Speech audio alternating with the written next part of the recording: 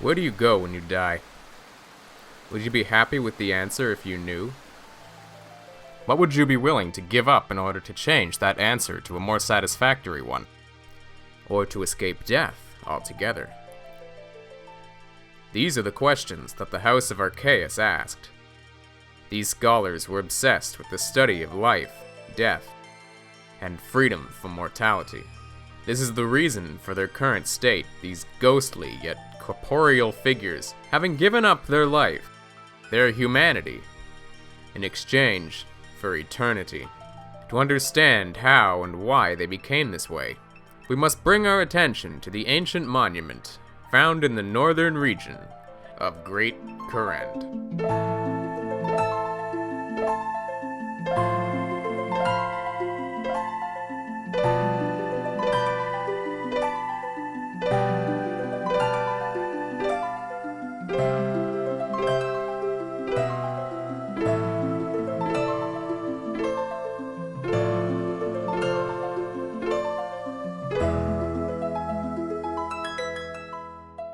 The Dark Altar is an enigma.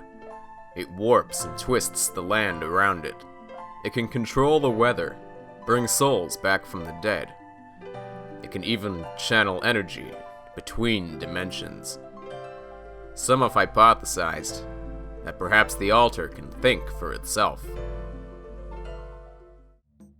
The Dark Altar was once used for an unknown purpose by ancient tribes who inhabited the region millennia ago.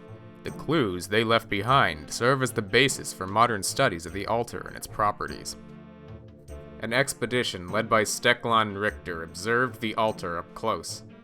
Richter kept a diary of his findings that can be found in the Library of Arceus. Like many ambitious scholars of Arceus, Richter was obsessed with the Dark Altar and the secrets that it held. But the altar seemed to call to him in particular. It gave him strength the closer he got to it, despite the terrible storm that brewed as they approached. An ancient text uncovered by Richter reveals a rather terrifying truth about the nature of the Dark Altar. A truth that may explain what purpose the altar served to the ancients who came before. Richter was the only one of the three men who was able to make any progress in understanding the text. His colleagues, Frein and Stale, seemed only to hinder his progress. Only when he was alone would the text be decipherable, as if the altar was trying to speak with Richter personally. The allure of knowledge was too great for him. His sanity began to deteriorate as his frustration grew. Out of everything he was able to translate, one word continued to appear in the ancient text. It repeated in Richter's head: sacrifice. Today I may have stepped too far over the boundaries of what is acceptable. As Mr. Stale and myself were at the Dark Altar, I realized that to unlock the rest of the language, a sacrifice was needed. It seemed obvious. As the weather worsened through the day, visibility dropped, which gave me the opportunity to test my theory. At last, I found a purpose for Mr. Stale and Mr. Frein. I do not regret my actions. There is always a cost to progress.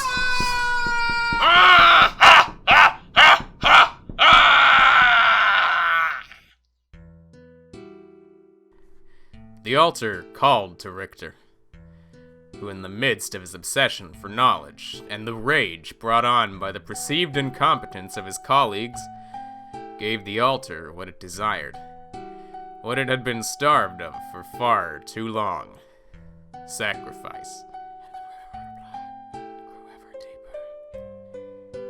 Indeed, the Dark Altar's agenda seemed to center around the dead, blood, lost souls. The name Steklon Richter will never be forgotten. Over the centuries, the Dark Altar's interest in death becomes more and more apparent. As the people of the Arceus House continue to study to please the Dark Altar, they become more knowledgeable of its abilities. Those who studied the Dark Altar in the footsteps of Steklon Richter began to gain a deeper understanding of life and death on Zeah.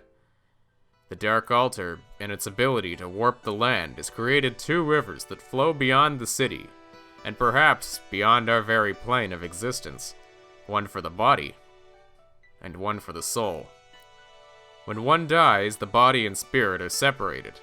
Their soul wanders, lost yet drawn to the River of Souls, where they are guarded by Cerberus, the three-headed canine, on their way to the afterlife. The blood of the dead sinks into the ground and finds its way to the River of Blood. At the heads of both rivers are altars that correspond to them. These altars give their respective rivers their power, and can be used in runecrafting. The Arceus House was able to use their knowledge of life and death to develop ways to harness souls that did not make it to the river, and bind them to corporeal bodies conjured by the Dark Altar in an art they call necromancy. They're willing to share this knowledge with those who have gained their trust. Soon, with their growing attachment to the Dark Altar, the Arceus people turned their back on the gods and devoted all their worship to the altar, and the Arceus House prospered.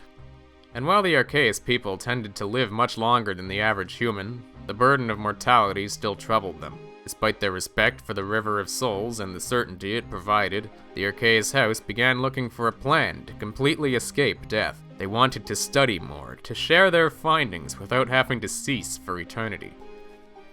A certain Lord of Arceus decided to set in motion a plan that would guarantee his people absolute freedom from death. Freedom to dedicate eternity to the pursuit of knowledge. A plan that will be forever known as the Ascension. The people of Arceus sacrificed themselves on the ground of the only remaining temple to the Dark Altar. Some of their blood can still be found splattered on the floor. The Dark Altar was pleased, and granted the people of Arceus new corporeal bodies that were neither living nor dead, saving them from whatever fate lies at the end of the River of Souls. They then placed their dead mortal bodies in tombs beneath the temple, where they remain to this day.